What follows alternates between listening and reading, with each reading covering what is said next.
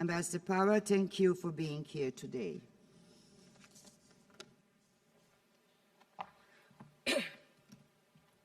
Thank you, Mersada, for inviting us to join you in this important and moving commemoration, and thank you for representing Bosnia with such vigor and conviction over this last decade. The people of your country have been extremely fortunate to have you as their representative. I also thank the Secretary General, the Deputy Secretary General, and the General Assembly President for being here today and with their presence for showing just how important this commemoration is. And above all, Srebrenica survivors here and in the audience, I thank you all for sharing your excruciating memories with us. All of us need to hear them, but it must be searing for you to go back over your own experiences. Thank you, Adesada, in particular. For me, Srebrenica brings three words to mind: disbelief, impunity, and resolve. Disbelief comes to mind because almost none of us had the imagination that we needed back in 1995 when it mattered for the people of Srebrenica. I was a 24-year-old reporter in Bosnia when Bosnian Serb forces made their move on Srebrenica, overwhelming the UN peacekeepers in their way.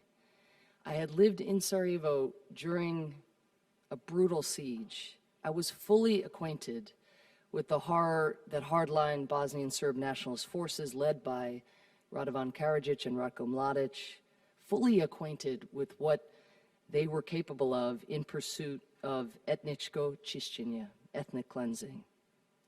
But even with that background and the pessimism it spawned, I admit that I did not expect Bosnian Serb forces to set out to exterminate all the Bosnian men and boys that they held in their custody. And I was not alone in underestimating the events unfolding. I was, as Mersada said, a freelancer for the Washington Post at the time, and when I called my editor saying that the Serbs may well be on the verge of seizing the so-called UN safe area of Srebrenica, I couldn't convince my editor to cover Srebrenica's imminent fall.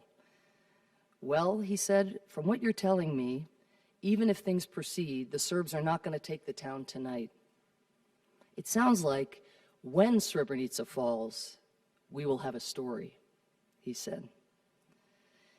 I want to stress, although what happened in Srebrenica seems obvious now, it was not obvious at the time, and it was certainly not inevitable. We should have believed it could happen, and we should have done far more, all of us, to prevent it from happening. The word impunity comes to mind in commemorating Srebrenica because to mow down UN observation posts, demand that UN forces open up their gates, and bring television crews with you to document your conquest, you have to feel pretty good about yourself. 20 years ago, Bosnian Serb General Ratko Mladic felt really good about himself. He conquered a UN safe area without much of a fight. He convinced peacekeepers sheltering Bosnian civilians to turn them over to him, and he had himself filmed passing out chocolates to young Muslim children. Quote, "Do not let any of the children get lost," end quote, he said in television footage that gets no less chilling with the passage of time. Quote, "Don't be afraid, nobody will harm you," end quote. Patting the head of a terrified young boy, he said, quote, "You'll be taken to a safe place," end quote. Ratko Mladic lied. Ratko Mladic lied to the families gathered around the UN base in Podachari, and he lied to all of us. He said that those who had done nothing wrong had nothing to fear. He said the men and boys would be screened for war crimes. But he deemed every Bosnian Muslim man or boy in Srebrenica as someone who had done something wrong simply because they were Muslim. And he ordered the execution of each of them. No man or boy in his custody was spared. The only people who survived these systematic mass executions were those who were machine-gunned but hid under the lifeless bodies of their neighbors, family members, and friends. Ratko Mladic operated with impunity. He was not a man who thought he would ever face justice. Today, Ratko Mladic is in The Hague, a place he openly mocked. He is facing trial. And the women left without sons and husbands and fathers bear witness against him. The long arm of justice has found him, and we should not forget the significance of that, or the significance of the fact that not a single UN Criminal Tribunal indictee is still at large.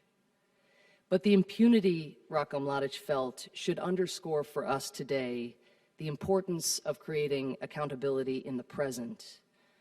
Only then will we deter and prevent such outrages in our time. The last word that comes to mind when I reflect on the genocide in Srebrenica is resolve. Srebrenica heightened our resolve. After the slaughter in Srebrenica, a divided international community came together, intervening militarily to enforce UN Security Council resolutions, pursuing those responsible for the genocide.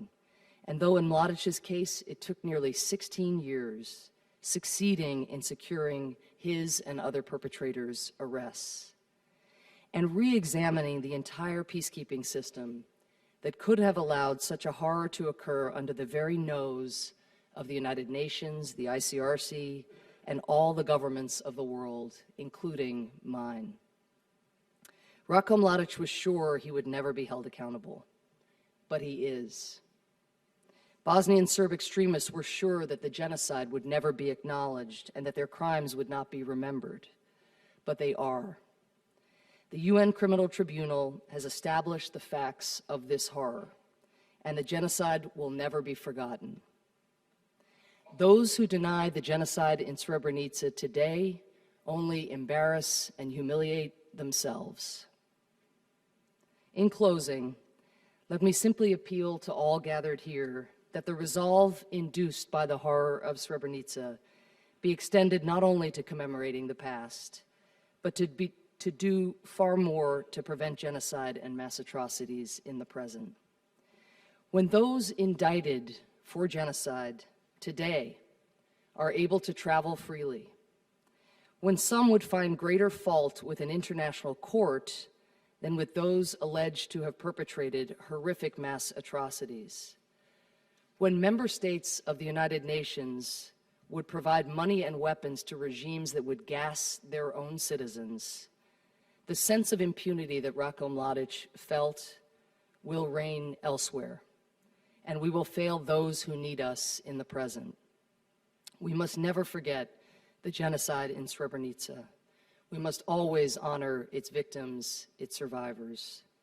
But we must never forget also that our words will ring hollow if in the here and now we don't believe the unbelievable, if we don't end the culture of impunity that exists in so many places around the world, and if we don't strengthen our resolve to protect those who count on us all.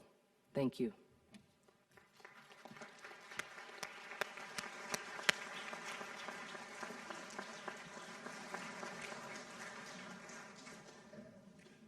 Thank you, Ambassador Power, for being here today and for everything you have done and you are doing to preserve the memory of what happened 20 years ago, but also to continuing to speak out in defense of vulnerable people around the world. Thank you one more time.